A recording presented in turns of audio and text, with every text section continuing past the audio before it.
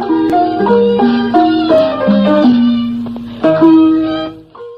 င်္ဂလာပါရှင်အပတ်စဉ်စနေညသတင်းတင်ဆက်မှုအစီအစဉ်မှပြန်လည်ကြိုဆိုလိုက်ပါရရှင်ဒီကနေ့ညတင်ဆက်ပေးရမယ့်သတင်းတွေကတော့လုံခြုံရောင်ကျေးရွာကိုစစ်ကောင်စီတပ်တွေမိရှို့ဖျက်ဆီးလိုက်တဲ့သတင်းမုံလိုက်ခတ်စစ်ဆောင်ပြည်သူတွေနေအိမ်နဲ့အခြားအသုံးဆောင်ပစ္စည်းတွေအရေးတကြီးလိုအပ်နေတဲ့နောက်မမြို့နယ်မှာဆေးဝါးလုံလောက်မှုမရှိတဲ့အတွက်ကိုဝန်ဆောင်မိခင်တွေနဲ့အရေးပေါ်လူနာတွေအတွက်ဆေးကုသဖို့ခက်ခဲတွေ့နေတဲ့ပြည်သူစစ်တွေဝါရစုကျေးရွာကပြည်သူတို့ကိုဖမ်းဆီးခေါ်ဆောင်သွားတဲ့သတင်းတွေပဲဖြစ်ပါတယ်။ကျွန်မကရှင်းမုံပါ။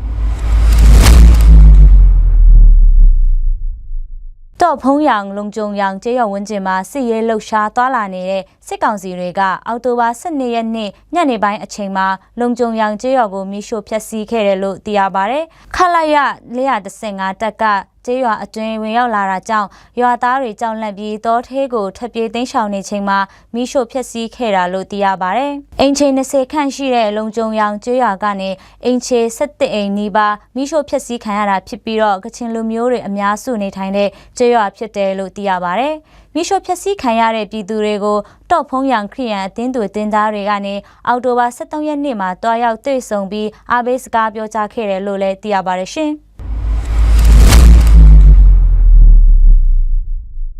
KIO ဌာနချုပ်လိုက်စာမြို့အနီးကမုံလိုက်ခတ်စစ်ဆောင်စခန်းကိုအောက်တိုဘာလ9ရက်ည7:00နာရီခွဲမှာစစ်ကောင်စီတပ်ရဲ့လေကြောင်းပုံကျဲတိုက်ခိုက်မှုကြောင့်တဖန်ပြန်လည်စစ်သိမ်းရှောင်နေရတဲ့ပြည်သူတွေအတွက်အခုအချိန်မှာနေအိမ်အဝတ်စားနဲ့အခြားအသုံးဆောင်ပစ္စည်းတွေလိုအပ်နေတယ်လို့သိရပါတယ်။အဝတ်အစားဖနက်သွားတိုက်ဆေးဆက်ပြာနဲ့အိယာအခင်းဖြာချင်းထောင်စတာတွေအရေးတကြီးလိုအပ်နေတယ်လို့ဝေချိုင်စစ်ဆောင်စခန်းမှုထံကနေသိရပါတယ်။မုံလိုက်ခတ်စစ်ဆောင်ပြည်သူတွေကအခုချိန်ဝေချိုင် IDP ကမ်နဲ့နောင်အေခုဖျားချောင်းဝင်းမာယာယီခိုလုံနေထိုင်ကြပြီးတော့အင်ချေ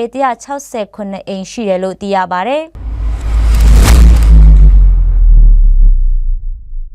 နောက်မမြို့နယ်မှာကိုဝန်ဆောင်မိခင်တွေနဲ့အရေးပေါ်လူနာတွေအတွက်ဆေးဝါးလုံလောက်မှုမရှိတဲ့အတွက်ဆေးကုသရာမှာအခက်အခဲဖြစ်နေကြတယ်လို့အရက်ဖက်လူမှုကူညီရေးအဖွဲ့ကပြောပါတယ်။နောက်မမှာက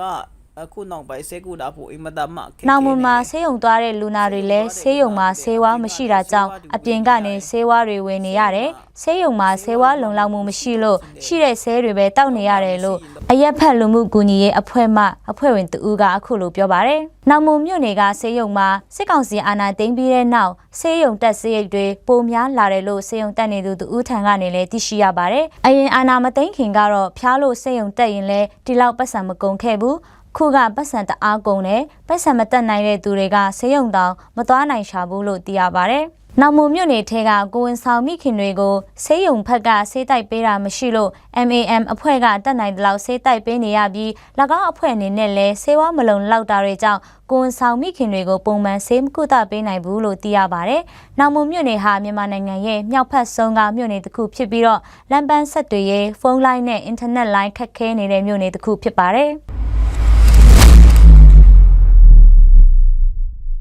ဂျာထူဆုမှာတက်ဆွဲနေတဲ့မင်းစင်တန့်ပြည်သူစစ်တွေဟာအောက်တိုဘာ12ရက်ညမှာဝါရာစုကျေးရွာကပြည်သူတူဦးကို KIA နဲ့အဆက်အသွယ်ပြုတ်လုပ်တယ်လို့ဆွဆွဲပြီးတော့ဖမ်းဆီးခေါ်ဆောင်သွားတယ်လို့သိရပါတယ်။ဖမ်းဆီးခေါ်ဆောင်ခံရတဲ့သူက